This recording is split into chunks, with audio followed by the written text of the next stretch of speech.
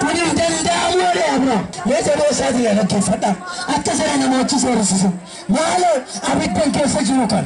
Tu'an keessa jiru kan. Salphinaan keessa jiru kan. Obboloonni koo lafarraa nama shanin qaba. Namoonni shanan suni utuun dhagahin yoo gara koo dhufan hin gubatu. Maaloo isaanitti nama naa ergi. Isaanitti ergamoota naa ergi. Isaan dhaqanii itti himani. Abidda akka jiru, duuta akka jiru, jireenya akka jiru, mootummaa waaqayyoo akka jiru itti himanii yeroo namichi sun. Gowwaasiru dettu iti keena karre. Eeffatee tamaree akka diiruun barre. Erra kan bareedu keessi summii mora. Kan kuta burraatuma fuudhe sinjoora. Obboleeko maaliif badda maaliif duuta? Maaliif badda maaliif duuta? Soora bineensi jamaaf taata. Gooftaan kee si waama. Innamayyuu waa'ee kenniime. Innamayyuu waa'ee kenniime. Akka badiisa keenjanaane sin daganne. Jijjiirri yaada kee gara isaa kottu miidharbaa hundumtu. Jijjiirri yaada kee gara isaa kottu miidharbaa hundumtu.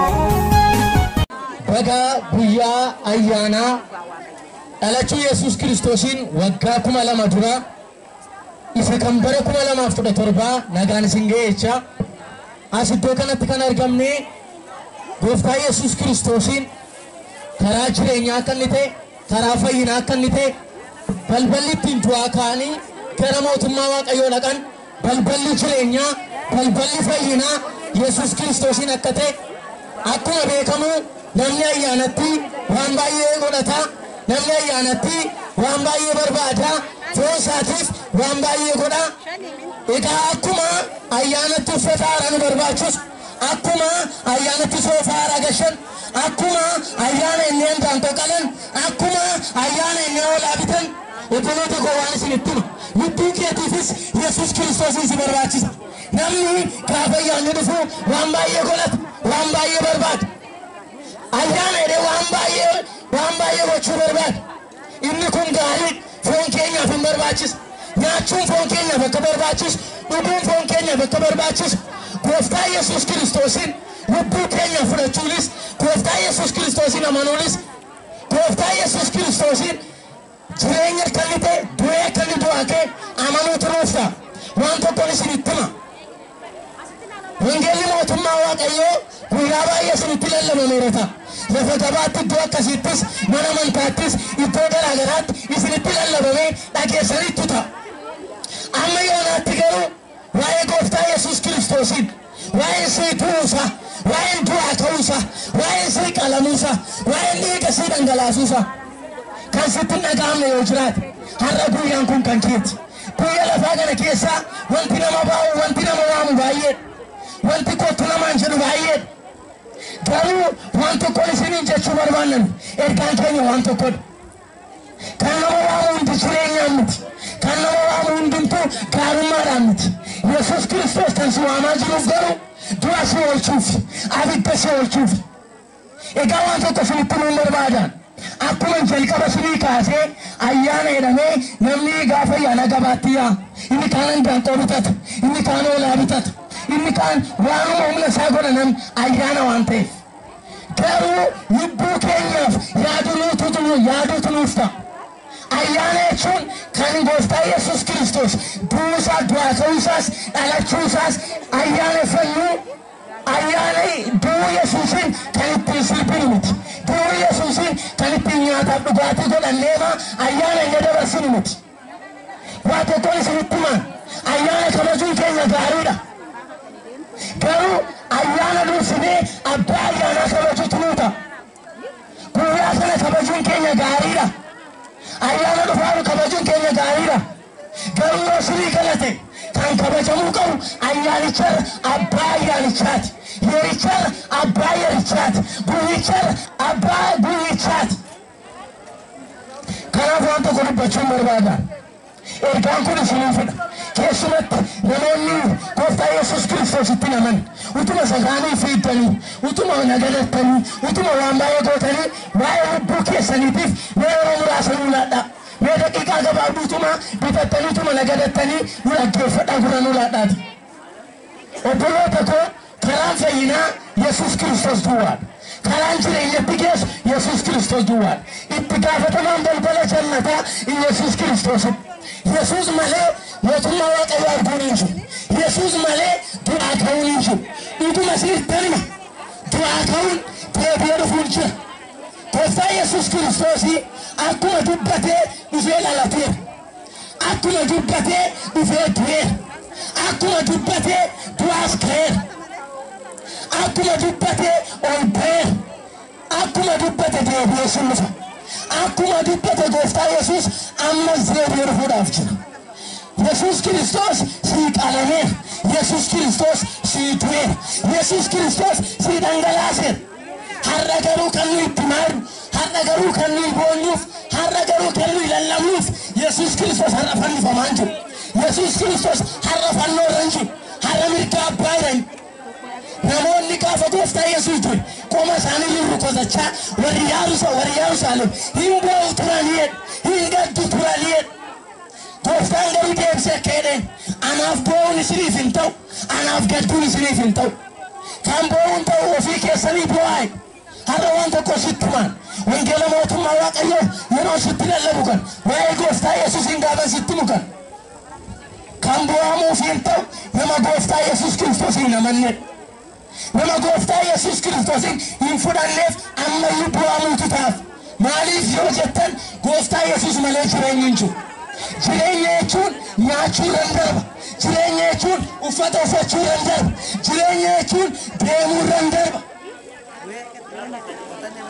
wangeela Yohaannis boqonnaa 14 lakkoofsa 6 irratti macaafni qulqulluun akka jedhe gooftaa Yesuus Kiristoos deebisee karichi dhugaan jireenya ana jedhe kana jechuun maal jechuudha karaan dhugaan jireenya Yesuusin karaa dhugaa Yesuusin malee jiraachuu karaa biraa Yesuusin aleelu karaa dhugaa miti jireenya Yesuusin aleelu jireenya dhugaa miti egaa baga gammaddan baga guyyaan argitan baga ayyaana kanaan geessan kanaan qaba waan tokko isinitti nuun barbaadu misiraachoo guyyaan fayyinaam misiraachoo baga carraa kan argatte obboleessaku baga carraa kan argatte obboleettiku baga carraa kan argatte harmeenku baga carraa argatte kan argatte abbaanku namni dubbii kana dhagaa'etu ati kan ayyaanamte guyyaa fayyinaatu jira guyyichi Muhammad guyyaatti namoonni baqatanii jalaa ba'uu hin dandeenye guyyaa akka biddaa akka dhufuun isinitti hima anatummoo jedhamite macaafa qulqulluu jedha guyyaatti firri keessin oolchin ilaa waan tokko isinitti himuun barbaadu guyyaatti haati keessin oolchin guyyaatti hiriyaan keessin oolchin guyyaa akka biddaatu dhufuudhaaf jira guyyaa sana ooluudhaaf gooftaa Yesuus Kiristoositti aman waan baay'ee narra biyya lafaarraa dhugaa namatti fakkaata sirrii namatti fakkaata hundumtuu waan dhugaa ta'e namatti fakkaata Yesuus malee dhugaan garuu hin jiru Yesuus malee garuu gammachuun hin jiru ayyaana itti adeemaa jiru kan yoo baay'ate torban tokko yoo baay'ate guyyaa tokko lama ayyaaneffannata innuu waan har'a gammannee nyaannee dhugnee dabarsinu ayyaanni keenya bara baraan garuu keenya Kiristoosin warri Yesuus Kiristoositti amanan yeroo hundumaa ayyaaneffachaa jiraatu maal ayyaaneffatu jettan abbaa ayyaanichaa ta'e ilma Waaqayyoo Yesuus Kiristoosin ayyaana kanatti hoteelaa gurguddaan banamee nyaata babbareedaa dhiyeessanii dhugaatii babbareedaa dhiyeessanii ayyaana kanatti wantoonni baay'ee isaa mul'isatee kan isin waamu baay'ee wanti nama hawwatu baay'ee garuu kan jireenyaan nama waamu Yesuus duwwaa garuu kan dura lubbuu kee oolchuudhaaf si waamu Yesuus Kiristoos qofa har'a ergaan kun sumatti himamaa har'a ergaan kun sumatti lallabamaa obbiran dabarsin wangeela Yohaannis boqonnaa 3 lakkoofsa 16 irratti macaafni qulqulluun akkasidha Waaqayyo akkasitti tokkicha ilma isaa hamma kennuufitti biyya lafaa jaallatee Waaqayyo ilma isaa tokkicha kan nuu laateef kan nu ittiin cubbuu jalaa ba'uu dandeenyu kan nu ittiin abidda bara baraa jalaa ba'uu dandeenyu Yesuus Kiristoos qofa waan ta'eef Yesuus Kiristoosiin namni amanee jireenya bara baraa qabaata Yohaannis isa tokkoffaa boqonnaa 5 lakkoofsa 12 akkasjedha. Namni Yesuus Kiristoosin qabu jireenya bara baraa qaba. Namni Yesuus Kiristoosin hin qabne jireenya bara baraa hin qabu. Nama Yesuus Kiristoosin qabut abidda keessa oolu. Nama Yesuusin qabut jireenya bara baraa argata. Nama Yesuus Kiristoosin qabut mootummaa Waaqayyootti galuu danda'a. Dhuguma Yesuus Kiristoos ilma Waaqayyooti. Obboloota koo dhugaan isinitti hima. Macaafni qulqulluun akkuma dubbatu Yesuus Kiristoos dhuguma ilma Waaqayyooti, ofii isaas Waaqayyoodha. Kan inni du'eef ofii akka qabaatee miti, ofii cubbuu qabaatee miti, ofii badii qabaatee miti. Anaaf siin fayyisuudhaaf garuu Yesuus Kiristoos gaara Golgootaatti ol ba'ee qaraanioo gubbaarratti fannifameera. Yesuus Kiristoos jirma ulfaataa danda'eera. Namoonni keessa yeroo akka jedhamu isinitti hin dhaga'amne waa'een gooftaa Yesuus Kiristoos ifa isiniin taane yoo gooftaa Yesuus Kiristoos amantan isinii ga'a. Gaafa obboleessi keenya nu biraa miidhamu, gaafa obboleettiin keenya nu biraa miidhamtu, qaama keenya kan gaafa waan tokko tuqu nutti dhaga'amu. Akkuma kan waa'ee si madaa'u Kiristoos, waa'ee si fannifamuu Kiristoos, waa'ee si du'u Kiristoos dhagna sii ta'a yoo ta'e, sitti hin dhaga'amu yoo ta'e, gooftaa Yesuus Kiristoositti amanuu kee mirkaneeffadhu. Gooftaa Yesuus Kiristoositti amanuu jechuun torbaniin sanbataa dambayyaa sanbataa ta'uu miti. Gooftaa Yesuus Kiristoositti amanuu jechuun waan garaagaraa dhamaatii garaagaraa gochuu miti. Waa tokkoon isinitti hima. Gooftaa Yesuus Kiristoosii kan gara biyya lafaa dhufee fi qabeenya addunyaa kanarraa walitti qabachuu miti. Gooftaa Yesuus Kiristoos kan inni dhufee fi ilma namaa cubbuu jalaa baasuuf eenyuun anaaf siin. Egaa waan tokko dubbachuun barbaadu. Amma irraatti karaa fayyaa kan barbaaddan, amma ammaatti karaa jireenyaa kan barbaaddan. Yesuus malee fayyinni hin jiru. Yesuus malee jireenyi hin jiru.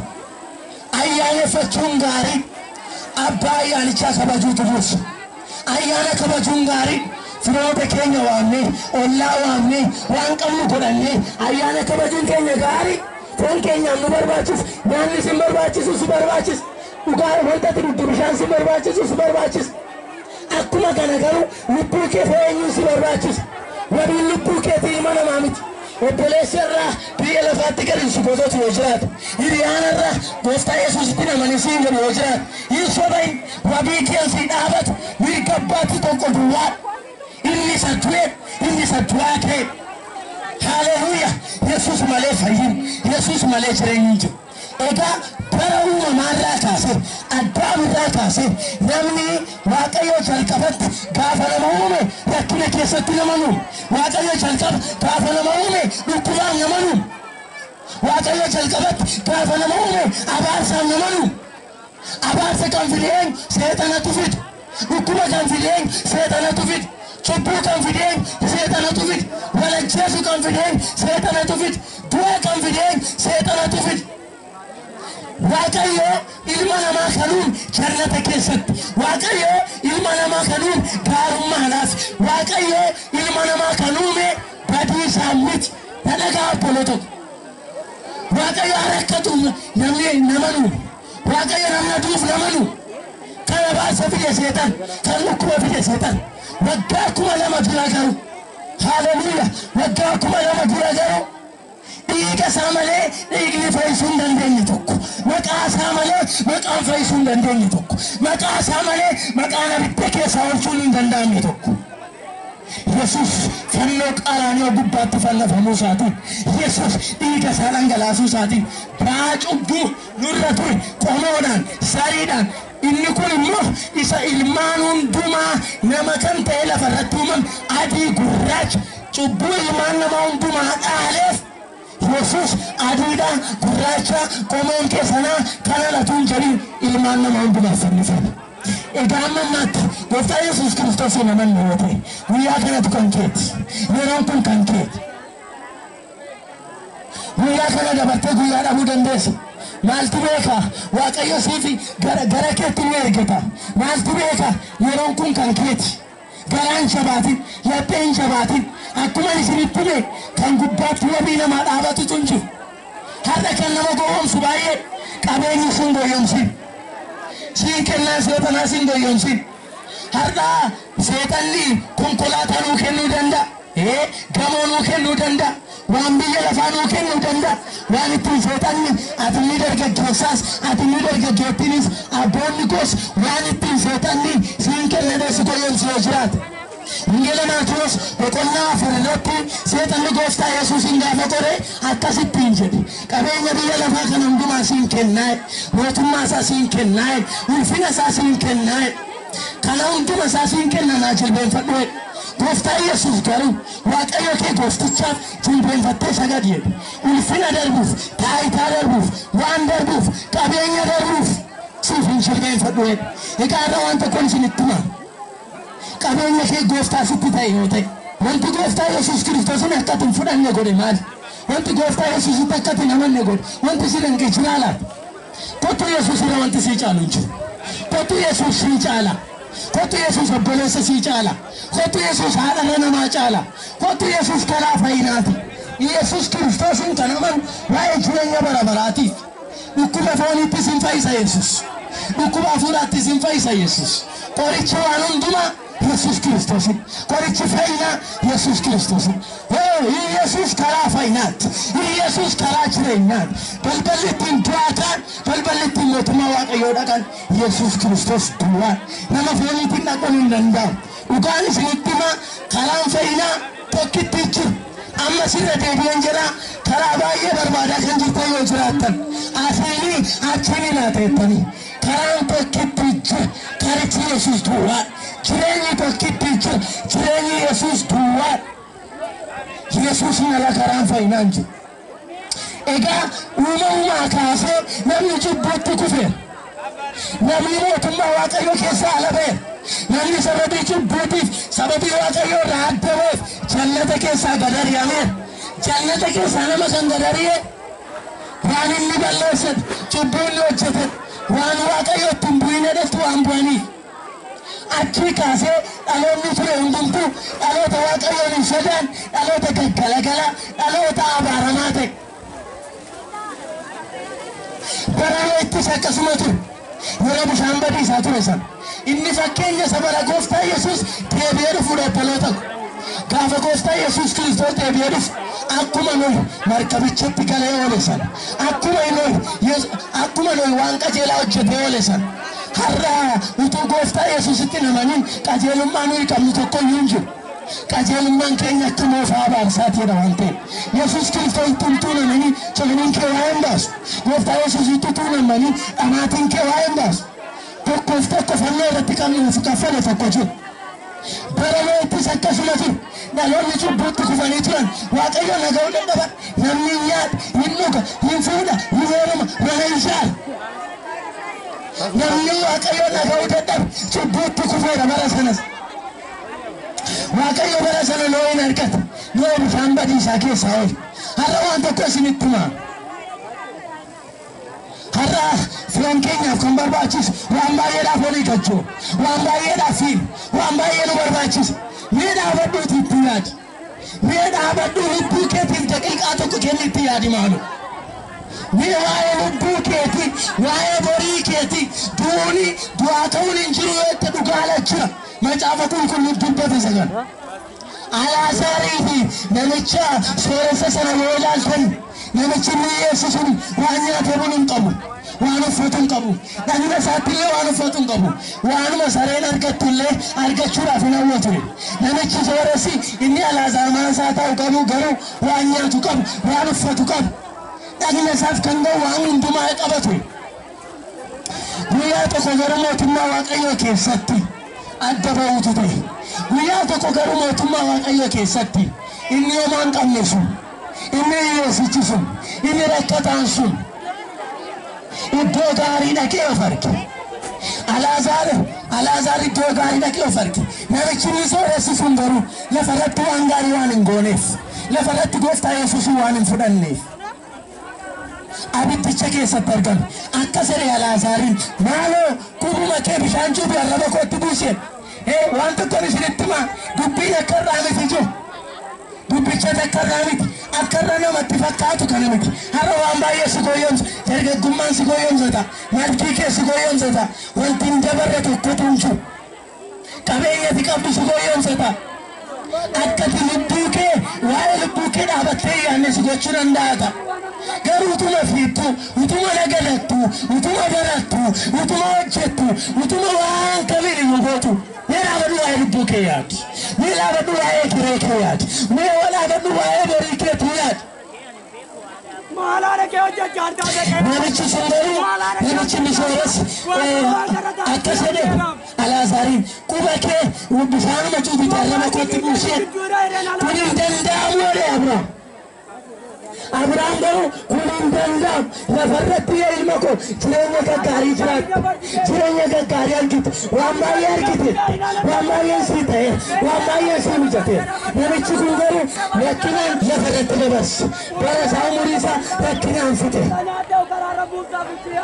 egaa akka sedhe namichi sooressisu mee jaboo isaatiin dhaggeeffadhaa akka sedhe namichi sooressisu maaloo abiddan keessa jiru kan du'an keessa jiru kan salbiidhaan keessa jiru kan obboloonni koo lafarraa nama shanin qaba namoonni shanan suni utuu hin dhagahin yoo gara koo dhufan hin gubatu maaloo isaanitti nama naa ergi isaanitti ergamoota naa ergi isaan naqanii itti himani abidda akka jiru duuta akka jiru jireenya akka jiru mootummaa waaqayyoo akka jiru itti himanii jedhe namichi sun. Firoota koo deebiin abbaa keenya Abrahaam garuu akkas ture. Abrahaam akkasittiin jedhe namicha sooressa sanaani. Ilaa Museefaan raajonni kanaan dura turan iyyuu isaan iyyuu ga'aadha. Waa'ee jireenyaa, waa'ee mootummaa waaqayyoo, waa'ee deebi'ee dhufuu Kiristoosiin, waa'ee mootummaa waaqayyoo itti himuudhaaf warri lafarra jiranuu ga'aadha. Raajonni lafarra jiranuu ga'aadha.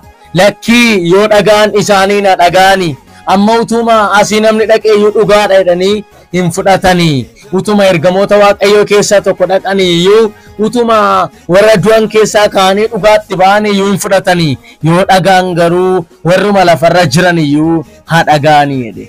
Egaa firoota koo waan tokko isinitti himna nuyi dhaamsi keenya waa tokkodha. Waaqayyoo biyya lafaarratti afaan godhatee kan nu kaa'ate afaan godhatee kan nu ergate isinitti lallabaa dhugaa isinitti himaa jirra. Amma ammaatti gooftaa Yesuus Kiristoosin kan hin fudhanne waamicha kana kan hin keessummeessine lafa iddoo garaagaraatti lafa gabaatti karaa irratti ta'uu lafa gabaattis ta'uu iddoo garaagaraatti isinitti lallabame dhugaa isinitti ba'amaa ture. Amma ammaatti garaan keessan jabaate gooftaa Yesuusin kan hin fudhanne waamichi kun utuu isinii godhamu kan of bira dabarsitanii gooftaan Yesuus Kiristoos isin waamaa jira harka isaa bal'isee gara gooftaatti deebi'aa. Yesuus isin jaallata mootummaa waaqayyoo dhiyaateera. Yesuus malee karaan fayyinaa hin jiru. Yesuus malee karaan jireenyaa hin jiru. Namoonni iddoo garaagaraatti gara gabaa kanaa dhuftan illee dhimma garaagaraaf kan dhuftan illee ayyaana kana sababeeffannee waan tokko isiniin jechuu barbaanna. Yesuus karaa jireenyaati. Yesuus karaa fayyinaati. Dhalachuu Yesuusin sababeeffannee ittiin nyaannee dhunnee sirbinee ittiin machoomnatu hin taane dhalachuu Yesuus Kiristoosiin ifuu isaa dhalachuu Yesuus Kiristoosiin jireenyi nuu ta'uu isaa dhalachuu Yesuus Kiristoosiin cubbuun nurraa fuudhamuu isaa ayyaaneffanna. Kanaaf dhaamsa tokko qabna. Gara Yesuusitti deebi'aa. Yesuus isin waama. Gara Yesuusitti deebi'aa. Yesuus isin jaallata. Namni Yesuus Kiristoositti amane jireenya bara baraa qaba.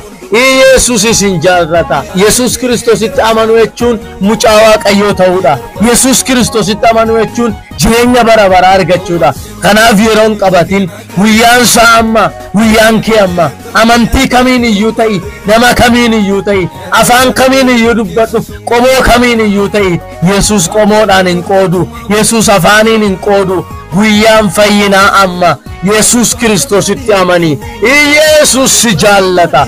Balballi fayyinaa balballi araaraa banaadha. Yesuus Kiristoos harka bal'isee si waama.